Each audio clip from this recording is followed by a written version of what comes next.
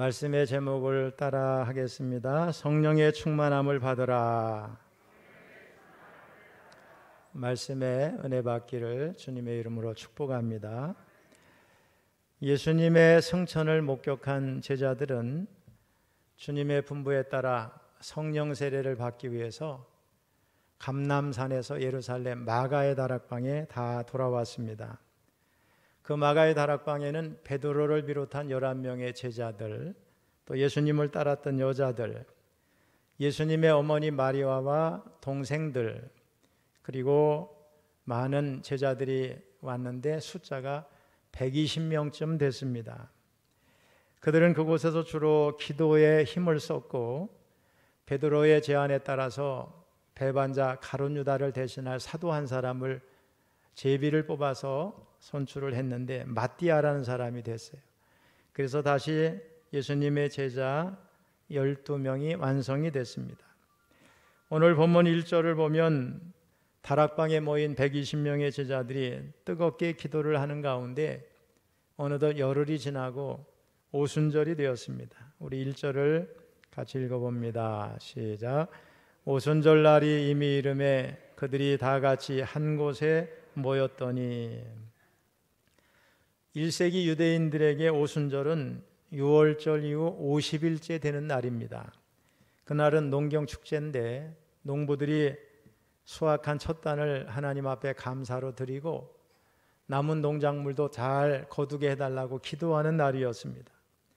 그러나 유대인들에게 6월절이나 오순절은 단순한 농경축제가 아니었습니다. 이런 축제는 유대인의 오랜 기억을 지배하는 위대한 이야기, 다시 말하면 출애굽의 이야기죠. 이 아브라함에게 하신 약속을 성취하신 출애굽의 이야기를 다시 한번 일깨우고 되새겨보는 그런 축제였습니다. 6월절은 이스라엘 백성이 어린 양을 희생제물로 드리고 애굽의 장자들이 다 죽는 날에 구원을 받은 날입니다. 이스라엘 백성은 바로 그날 밤 애굽을 떠나서 홍해를 건너 시내 광야로 갔습니다. 6월절이 지나고 50일 후에 그들은 시내산에 이르렀고 거기서 모세를 통해서 하나님 주신 율법을 받았습니다. 이렇게 50일째를 의미하는 오순절은 단순히 추수가 시작되었음을 알리는 첫단 첫 열매와 관계된 것만이 아니고 오순절은 하나님이 구속하신 자기 백성에게 앞으로 하나님이 뜻하신 바를 이루기 위해서 제사장 나라로서 제사장 민족으로서 이렇게 살아라 하면서 하나님의 법을 주신, 다시 말하면 삶의 방식을 지시받은 날이다, 이렇게 생각을 하면 되겠습니다. 어쨌든 주님이 부활하신 지 50일째 되는 날, 그날은 사뭇 분위기가 달랐습니다. 외적으로는 오순절을 지키기 위해서 여러 나라에서 또 예루살렘 밖의 여러 지역에서 예루살렘에 많은 사람들이 모여있던 날이지만 그날 제자들은 성령을 기다리며 다락방에 모여 있었습니다. 그런데 제자들이 모인 곳에 아주 신비한 놀라운 현상이 벌어졌습니다. 성령이 각 사람에게 임한 것입니다. 2절 말씀을 읽어보겠습니다. 시작. 호련히 하늘로부터 급하고 강한 바람 같은 소리가 있어 그들이 앉은 온 집에 가득하며. 갑자기 하늘로부터 급하고 강한 소리가 집 전체에 가득했습니다. 바람 소리가 아니라 바람 같은 소리였습니다.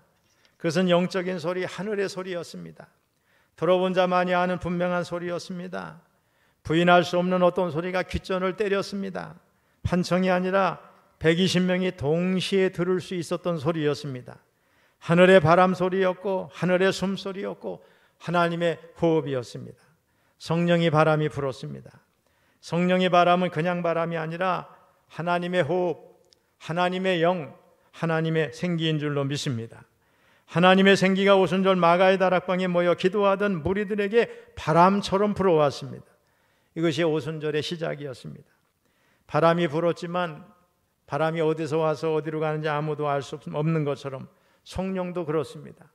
지금 성령이 하늘로부터 아무도 부인할 수 없는 급하고 강한 바람 같은 소리로 와서 사람들의 마음과 영혼을 흔들기 시작했어요. 그 결과 오순절날 120명이 기도하던 바로 그 자리에 갑자기 영적인 대지진이 일어났습니다. 하나님의 호흡, 하나님의 숨결이 그 다락방에 가득 찼습니다. 3절을 읽어보겠습니다. 시작. 마치 불의 혀처럼 갈라지는 것들이 그들에게 보여 각 사람 위에 하나씩 임하여 있더니. 여기 불의 혀는 여러분 불을 피우면 불꽃같이 혓바닥처럼 갈라지는 거 볼 수 있죠? 그런 것의 표현입니다.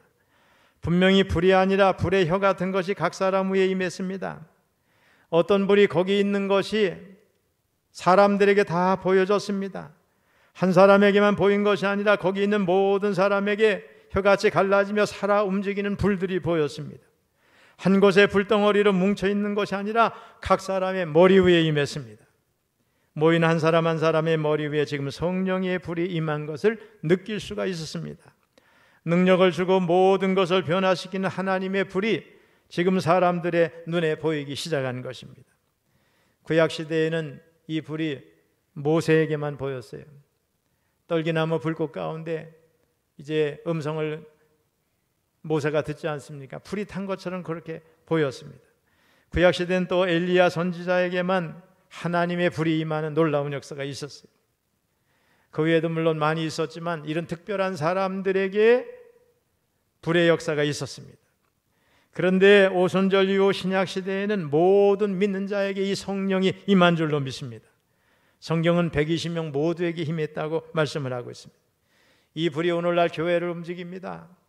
이 불이 예수 믿지 않던 사람을 예수 믿는 사람으로 변화되게 합니다. 감당할 수 있는 사역의 힘, 사랑의 힘, 용서할 수 있는 힘을 주십니다. 능력 있는 삶을 살게 합니다. 그런데 이 성령은 갑자기 예고 없이 임한 게 아니죠. 이미 구약에서 여러 군데 이제 성령이 임할 것을 예언을 했습니다. 특별히 요엘 선지자는 아주 분명히 예언을 했습니다. 우리 요엘서 2장 28절 29절을 같이 읽어봅니다. 시작. 그 후에 내가 내 영을 만민에게 부어주리니 너희 자녀들이 장래일을 말할 것이며 너희 늙은이는 꿈을 꾸며 너희 젊은이는 이상을 볼 것이며 그때 내가 또 내 영을 남종과 여종에게 부어줄 것이며. 또 예수님도 여러 번 약속하셨어요. 이제 부활하시고 승천하시기 전에 십자가를 지실 것을 말씀하실 때 두려워하는 자들에게 내가 떠나면 임무교대에서 성령이 하나님의 영이 임할 것이다 약속을 하셨어요. 우리 몇 군데만 같이 읽어봅니다. 요한복음 14장 16절 17절 시작. 내가 아버지께 구하겠으니 그가 또 다른 보혜사를 너희에게 주사 영원토록 너희와 함께 있게 하리니 그는 진리의 영이라 세상은 능히 그를 받지 못하나니 이는 그를 보지도 못하고 알지도 못함이라. 그러나 너희는 그를 아나니 그는 너희와 함께 거하시며 또 너희 속에 계시겠습니다. 26절도 읽어봅니다. 보혜사 곧 아버지께서 내 이름으로 보내실 성령 그가 너희에게 모든 것을 가르치고 내가 너희에게 말한 모든 것을 생각나게 하리라. 16장 17절 시작. 그러나 내가 너희에게 실상을 말하노니 내가 떠나가는 것이 너희에게 유익이라. 내가 떠나가지 아니하면 보혜사가 너희에게로 오시지 아니할 것이요 가면 내가 그를 너희에게로 보내리니. 아멘. 성령이 제자들 위에 임하자 그들이 다 성령의 충만함을 받았습니다. 그리고 성령의 역사로 전혀 배운 적이 없는 다른 언어로 말하기 시작했어요. 소위 방언을 말했어요. 우리 4절을 읽어보겠습니다. 시작. 그들이 다 성령의 충만함을 받고 성령이 말하게 하심을 따라 다른 언어들도 말하기를 시작하니라. 여러분, 성령의 충만함은 성령 세례와 다르다고 지난주에 말씀을 드렸습니다. 성령의 충만함은 반복적일 수 있어요. 계속 충만할 수가 있어요. 그런데 성령 세례는 일생에 예수 믿는 자에게 한 번 성령께서 임하는 단회적인 유일회적인 사건입니다. 그러면 성령 충만은 무엇을 의미하는가? 사도 바울은 그의 서신 에베소서에서 성령 충만에 대해서 딱 한 번 말씀을 하고 있습니다. 우리 에베소서 5장 18절을 읽어봅니다. 시작. 술 취하지 말라. 이는 방탕한 것이니 오직 성령으로 충만함을 받으라. 사도 바울은 성령에 대해서 아주 깊이 다루고 있는 소위 성령장이라고 할 수 있는 로마서 8장에서도 성령 충만함이라는 용어를 쓰지 않고 있어요. 오히려 성령의 인도나 지배에 대해서 말씀하고 있어요. 로마서 8장 5절 읽어봅니다. 육신을 따르는 자는 육신의 일을, 영을 따르는 자는 영의 일을 생각하나니. 14절 무릇 하나님의 영으로 인도함을 받는 사람은 곧 하나님의 아들이라. 그렇다면 바울은 성령의 인도나 지배를 받는 상태를 성령 충만으로 이해한 것입니다. 그렇습니다, 여러분. 성령 충만함이란 우리 예수 그리스도를 믿음으로 이미 우리 안에 내주하신 성령의 지배와 인도함을 받는 그 어떤 상태를 말하는 것이지, 공간이 비어있는 상태에 성령이 뭐 갑자기 채워진다든가 다시 들어오는 거, 이런 거를 의미하는 게 아니에요. 물병에다 물을 채우는 것처럼 성령이 충만하게 찬다, 이런 의미가 아니고 성령의 지배와 다스림의 상태를, 또 인도함을 받는 상태를 말하는 것입니다. 성령의 충만함을 받은 제자들은 성령이 말하게 하심을 따라서 다른 언어들로 말하기를 시작했습니다. 하나님은 일찍이 바벨탑 사건을 통해서 사람들의 언어를 혼잡하게 하시고 그들을 온 지면에 흩어버리셨는데, 제자들이 성령의 역사로 다른 언어로 말하게 된 이 사건은 혼잡하게 된 언어가 다시 회복된 것을 의미하고 새 시대의 도래를 예고하고 있습니다. 이것은 또한 주님의 부활의 소식이 우주적으로 더 크게 확산될 것을 암시하고 있습니다. 그런데 여기 4절에 보면 성령 세례를 말씀하지 아니하고 오히려 성령의 충만함을 말씀해요. 그런데 여러분, 이미 예수님이 승천하시기 직전에 1장 5절에서 성령 세례를 예언을 했고, 또 사도행전 11장 15절로 16절에서 베드로가 오순절에 성령 세례가 있었다고 회고하고 있습니다. 그러니까 지금 마가의 다락방에 있었던 게 성령 세례라는 걸 알 수가 있어요. 자, 우리 베드로의 이야기를 한번 읽어보겠습니다. 시작. 내가 말을 시작할 때 성령이 그들에게 임하시기를 처음 우리에게 하신 것 같이 하는지라. 내가 주의 말씀에 요한은 물로 세례를 베풀었으나 너희는 성령으로 세례를 받으리라 하신 것이 생각났노라. 그러니까 마가의 다락방의 사건을 회상하면서 성령 세례라고 이제 베드로가 말하고 있어요. 그래서 오늘 본문 말씀 4절은 오순절에 성령 세례와 성령 충만함의 사건이 거의 동시적으로 발생했다는 거예요. 여러분 가운데 성령을 받는 그 순간 성령 충만할 수 있겠지요? 물론 어떤 사람은 성령 세례를 받았지만 기도하고 말씀을 보고 하는 동안 성장해서 어느 순간 더 성령 충만해질 수도 있겠죠. 그런데 이 마가의 다락방에 성령 세례가 임했고 성령 충만함의 사건이 동시에 발생했어요. 하나님의 거룩한 교회가 세워지기 위한 특수한 상황임을 우리가 잊어서는 안 될 줄로 믿습니다. 자, 제자들에게 성령 세례의 증거는 다른 언어, 곧 방언으로 나타났습니다. 그들은 성령 세례를 받고 자신들이 지금까지 전혀 배운 바가 없는 다른 언어로 말하기를 시작했어요. 다른 여러 지방에서 온 사람들은 그것을 자기의 언어로 받아들이고 이해를 했어요. 우리 2장의 말미에 쭉 성경을 보니까 적어도 15나라 그런 지역에서 사람들이 모여와서 지금 예루살렘에서 자기들의 언어로 이제 말을 듣게 된 것입니다. 제자들이 성령의 능력으로 전혀 배운 바가 없는 외국어로 말하기를 시작하니까 그 각 나라 사람들이 자기가 쓰는 언어로 그것을 이해하고 받아들였다는 거예요. 우리 사도행전 2장 6절로 8절 읽어봅니다. 시작. 이 소리가 나매 큰 무리가 모여 각각 자기의 방언으로 제자들이 말하는 것을 듣고 소동하여 다 놀라 신기하게 여겨 이르되 보라, 이 말하는 사람들이 다 갈릴리 사람이 아니냐. 9절 8절 시작. 우리 각 사람이 난 것 방언으로 듣게 되는 것이 어찌 됨이냐. 여기 9절로 10절을 쭉 살펴보면은 적어도 라틴어 쓰는 지역, 또 헬라어 쓰는 지역, 또 세머를 쓰는 지역, 적어도 3가지 이상의 언어를 사용하고 각 지역의 방언, 다른 나라의 다른 말을 다 쓰는 사람들이 와서 자기들의 말로 제자들이 말하는 것을 들었다는 거예요. 이게 성령 강림, 성령 세례를 받은 강력한 증거였어요. 어떤 사람은 이게 일반적이며 보편적인 은사는 아니다, 반복적인 은사는 아니다, 이렇게 말해요. 어느 정도는 동의할 수 있지요. 오늘날 방언은 좀 사람들이 알아듣기 어려운 방언을 우리 이 자리에 방언하시는 분들이 다 하시잖아요. 저도 그렇고. 통역을 하지 않으면 해석하기가 어려운 말을 하게 됩니다. 그런데 이 초대교회에 다른 언어로 말했던 이 방언의 역사가 지금은 없느냐? 그건 아니죠. 우리 조용기 목사님 돌아가셨지만 그분이 저 아프리카 큰 대형 집회에 이렇게 가셔가지고 통역에 의존해서 말씀을 전하다가 너무 답답한 가운데 하나님께 기도를 하니까 그 나라 말로, 생전 쓰지도 않고 말하지도 않고 배우지도 않은 그 나라 말로 복음을 전했다고 하는 간증도 들은 적이 있어요. 그러니까 지금도 그런 사건이 있을 수 있다는 거죠. 성령이 역사하면 얼마든지 그런 사건이 있을 수 있습니다. 어쨌든 마가의 다락방에 모여있던 제자들은 성령 세례와 동시에 성령의 충만함을 받았고, 받자마자 사람들이 알아들을 수 있는 말로, 물론 자기는 그 말이 무슨 말인지 몰랐을 수도 있지만은 하나님의 큰 일을 전파하기 시작했다 그랬어요.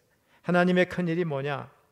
하나님께서 예수님을 이 땅에 보내시고 십자가에서 우리의 죄의 문제를 해결하기 위해서 죽으시고 부활하신 놀라운 역사, 이 구원의 전 사역을 제자들이 그 즉시 선포했다는 거예요.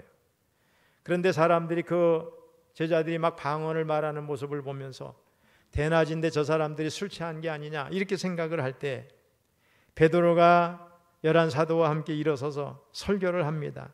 그 베드로는 3가지로 그 설교 내용을 압축해서 말씀을 전했는데, 일단은 예루살렘 너희들이 죄 없는 예수님을 죽였다는 거예요. 십자가에. 그 다음에 하나님께서 그 예수 그리스도를 살리셔서 부활하게 하셨다. 그리고 그 예수님은 지금 하늘에 승천하셔서 성령을 우리에게 보내주셨다. 이 3가지입니다. 여러분, 복음이라고 하는 것은 길게 설명할 수가 있겠죠. 그러나 복음을 압축하면 뭐예요? 예수님이 우리를 위해 십자가를 지셨다는 거예요. 그리고 예수님이 다시 부활하셨다는 거예요. 이 복음의 핵심적인 원색적인 복음에다가 주님이 어떻게 오셨는지, 또 승천하시고 다시 오실 이런 모든 내용을 확대하면 복음의 내용이 커지지만, 복음을 핵심적으로 줄이면 예수님이 나를 위해 죽으신 거고 그분이 다시 부활하셔서 우리도 이 다음에 부활하게 된다고 하는 사실입니다. 할렐루야. 이 핵심적인 복음을 전할 때 사람들이 변화되고 사람들이 몰려오고 변화의 역사가 막 일어나게 된 줄로 믿습니다. 남편이 은행에 근무하면서 따로 사업을 했는데 하는 일마다 너무 잘 돼가지고 수십억 대의 재산을 모은 어느 가정이 있었습니다. 그런데 겉으로는 다복하고 행복한 가정이었지만 부인은 선천성 심장병에다가 잠도 제대로 못 자고 그래서 머리가 아프고 어지럽고, 게다가 합병증까지 생겨가지고 몸이 쇠약해지고 기억 상실증까지 생기게 됐습니다. 그러던 어느 날 엎친 데 덮친 격으로 남편이 동업하던 친구에게 배신을 당해서 재산을 다 잃어버리고 빚더미 위에 올라앉게 됐어요. 이제 부인은 건강도 잃었고 재산도 다 잃어버렸어요. 마침내 병원에서는 부인에게 얼마 못 사니까 준비를 하라고 사형 선고를 내렸어요. 그러자 부인은 수의를 마련해 놓고 집안 살림을 하나씩 정리하면서 마음의 준비를 했습니다. 이대로 떠나야지, 조용히 가자, 이렇게 준비를 했어요. 그런데 어느 날 어느 교회 집사님이 와서 전도를 합니다. 그러지 말고 교회 갑시다. 죽음으로 끝이 아니고 천국이 있는데 천국은 가야 될 거 아니냐. 그리고 혹시 하나님께서 살려주시면 그 병이 나을 줄 누가 아느냐. 우리 같이 교회 갑시다 그랬어요. 부인은 죽어가는 마당에 고집 피울 필요가 뭐 있는가 싶어서 그 전도하는 집사님을 따라 교회에 갔어요. 교회 갔는데 그날 예배를 드리는데 초신자가 이상하게 성령의 감동이 있어서 눈물이 나고 막 감동이 물밀처럼 밀려옵니다. 하나님이 계시다는 생각이 들고 예수님이 나의 구원자라 그러면 내가 믿어야 되겠다, 이런 생각이 들었어요. 하나님 앞에 기도합니다. 하나님, 저 죽으면 천국 가게 해주세요. 그러나 하나님께서 살려주시면, 지금 살려주시면 제가 하나님을 위해서 또 교회가 전하는 그 뭔가를 위해서, 교회를 위해서 충성하겠습니다. 기도했습니다. 그리고 그때부터 주일 낮 예배, 오후 예배, 우리 교회가 예배하는 것처럼 수요일 저녁 예배, 금요 심야 기도에 속해 또 각종 기도의 모임 빠지지 않았어요. 밤낮 모든 모임에 열심히 참여를 했어요. 얼마 안 있으면 죽을 텐데 떠날 사람이 뭐 바쁜 일이 뭐가 있겠어요. 매일 교회 와서 덜썩 주저앉아가지고 기도했어요. 그러기를 한 달, 두 달, 석 달이 지났어요. 간절히 기도하다 보니까 막 눈물이 납니다. 마음에는 기쁨이 넘쳤습니다.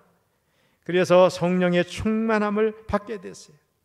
눈물이 한없이 흐릅니다. 구원받았다는 사실에 확신이 생겼어요. 그런데 어느 날 눈에 안대를 한 사람들이 자기 집에서 줄지어 나가는 환상을 보게 됩니다. 그 순간 자기 병이 떠나는 것 같은 확신을 갖게 됐어요. 질병과 저주가 다 떠난 줄 알고 하나님 내 병을 고쳐주신 줄로 믿습니다. 감사 기도를 드렸어요. 그렇게 성령 충만함을 받고 감사 기도를 드리고 난 뒤 병원에 가서 진찰을 받았어요. 놀랍게도 그 부인을 괴롭히던 모든 병들, 심장병, 기억상실증 다 떠나고 건강한 몸으로 회복되어 있었어요. 하나님 감사합니다. 내가 앞으로 어떻게 하면 좋겠습니까? 어떻게 이 은혜를 갚으면 되겠습니까? 그 부인은 여선교에 들어가서 열심히 봉사하고 충성하고 여선교회 회장이 되었습니다. 그리고 만나는 사람마다 주의 복음을 전파하게 됐어요.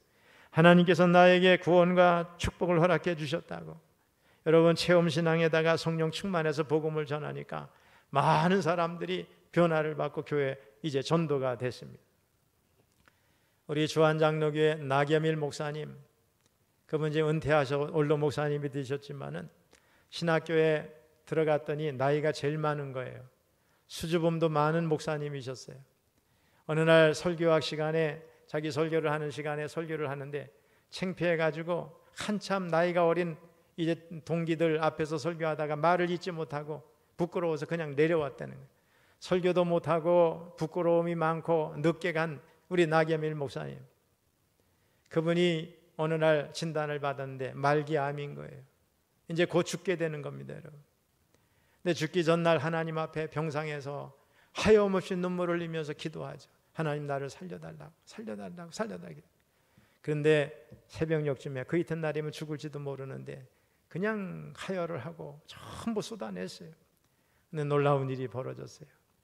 병이, 암이 다 사라졌습니다. 그리고 그분이 용기도 없고 수줍어하던 그분이 주한장로교회 엄청나게 큰 교회에 성장시켜서 이제 은퇴하셨잖아요. 우리 교회도 주한장로교회 전도왕들이 많이 와서 우리 도와줬잖아요. 전도할 때마다. 여러분, 하나님이 하시면 병이 떠나는 거예요. 귀신도 쫓아지는 겁니다. 여러분, 안 되는 거 되게 하십니다. 성령의 능력이면 안 되는 게 없는 줄로 믿습니다. 오늘날도 교회에서 눈물로 기도하는 사람, 간절히 부르짖고 기도하는 사람에게 하나님은 성령 충만함을 받게 하시고 기도에 응답해 주시는 줄로 믿습니다. 그 눈에서 눈물을 씻어주시고 마음의 상처를 어루만지셔서 질병을 깨끗이 치료하시고 건강하게 하십니다. 그리고 구원의 복음을 담대하게 전하게 하시는 겁니다. 여러분, 제가 지난 심야 기도회 때 전에 늘 하던 말씀이지만 말씀 전하는 가운데 제가 방언받은 얘기를 했어요. 제가 신학교 1학년 때 은혜를 좀 받았고 2학년 때인 거로 기억해요. 제가 인생기획에 다 기록을 해놨지만 날짜 시간을 정확히 알고 있지만 뭐 찾아보진 않았어요. 한 2학년 때 갔습니다. 우리 교회, 제가 천안 쪽에서 송안감리교회를 다녔는데 담임 목사님이 목원대학교 나오셨어요. 근데 그 동료 친구들 목사님 같아요. 7분이 호랩산 선교회를 조직해가지고 한 달에 한 번씩 심야 기도회를 돌아가면서 교회에 모인 거예요. 그러니까 어떤 때는 천안에서 대전도 가고 인천도 가고 부천도 가고 막 이러는 거예요. 근데 그날 심야 기도회를 떠나는 날인데 제가 신학생이니까 교회에 나왔는데 몸이 컨디션이 안 좋아서 너무 여름이라 덥고 그래서 안 가고 싶은 거예요. 그래서 쭈삣쭈삣하고 인사하고 좀 안 갔으면 좋았겠다 이렇게 생각을 하고 있는데 목사님이 얼른 타라고 그러세요. 그래서 얼결에 올라탔는데 날은 덥고 먼 거리 가다 보니까 부천 쪽인데 너무너무 힘이 없고 지치고 아주 땀은 나고 그랬어요. 탈진하고 어지럽기도 하고 멀미도 나고. 그런데 그 성지감리교회에 도착을 했더니 지금은 이제 은퇴하신 고용봉 감독님, 그분이 거기 앞에서 막 찬양을 인도하시는 거예요. 그분이 유머도 있고 좀 욕도 하시고 막 그러잖아요. 재미있으세요. 찬양을 하고 막 통성기도도 하고 막 그러는데 저도 기왕이 왔으니까 은혜 받고 가야 되겠다 하고선 얼마나 열심히 기도했는지 나중엔 목이 나셔가지고 한마디도 안 나오는 거예요. 그런데 놀라운 일이 벌어졌어요. 소가 혓바닥으로 머리를 이렇게 핥으면 이상한 느낌이 있죠. 그것처럼 제 혀가 확 말렸습니다. 저는 놀랬죠. 방언이라고 처음엔 생각을 못했으니 이게 잘못된 게 아닌가 얼마나 놀랬겠어요. 근데 혀가 확 말리면서 제가 배우지도 않은 언어로 막 방언을 하기 시작했어요. 너무 신기해서 입을 열어서 이렇게 하다가 좀 쉬었다가 또 하면 또 방언이 나오고, 또 쉬었다 또 하면 방언이 나오고 막 그랬어요. 그날 이후로 집에 와서 몰래 이렇게 방언을 하는데, 원래 초보 방언은 좀 방언 내용이 좀 시시하잖아요. 그 내용이 좀 그래서 자주 안 사용해서 약간은 그래요. 지금도 제 방언이 별로 안 이뻐가지고 잘 안 하는데, 어쨌든 방언을 받은 기억이 너무 확실한 거예요. 여러분, 성령 충만하면 방언도 받아요. 또 성령 세례가 임할 때 방언도 받아요.